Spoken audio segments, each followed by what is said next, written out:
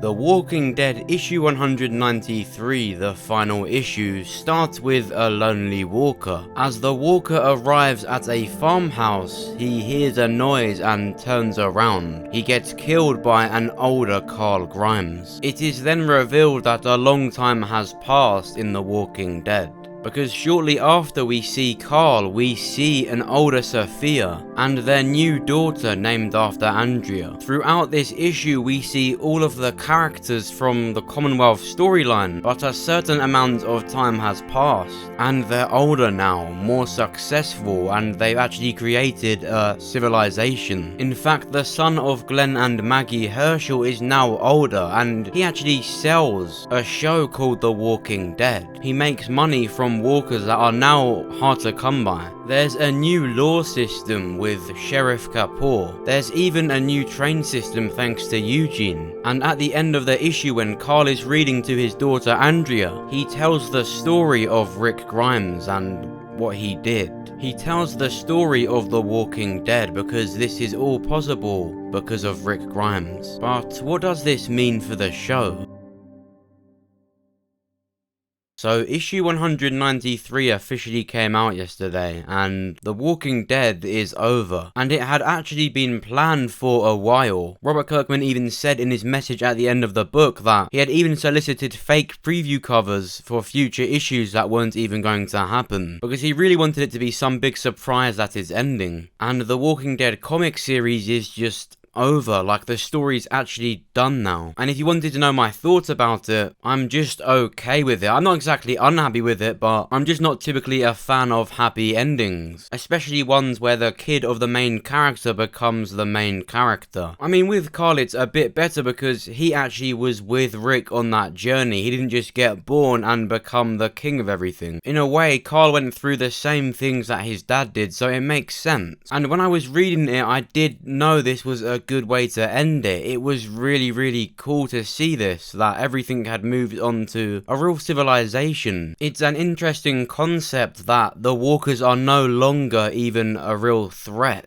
The kids of the apocalypse now only know these monsters as stories of what it was like. I really like that certain characters did really go on to do amazing things. Eugene, of course, has built a whole railroad system. Maggie is now the president of the Commonwealth. Not only is Rick Grimes honoured with statues, but he's honoured because he got what he wanted, for Carl to go on and have a life. Of course, The Walking Dead has always been a story of hope and survival, about how brutal and shocking the world can be, but I still really dislike that Rick Grimes was just shot down like that, and that Sebastian gets the Negan treatment of just staying in a cell for all these years. And this is why I wanted to talk about what this means for the show. It just means so much in terms of how different it will be. But of course, you know, I would have wanted a more dark ending, like a more gritty, realistic one. So before we talk about what this means for the show, I do really want to talk about another ending that Robert Kirkman had in mind. A more darker, kind of pointless one. In Robert Kirkman's end messages about The Walking Dead, he kind of just says thank you to everyone involved and of course to the readers. But he also talks about the possibilities the ending and this franchise could have had. The ending I would have chose is one where only Carl survives. The world remains a reckless, brutal apocalypse, but some characters survive in the endless loop.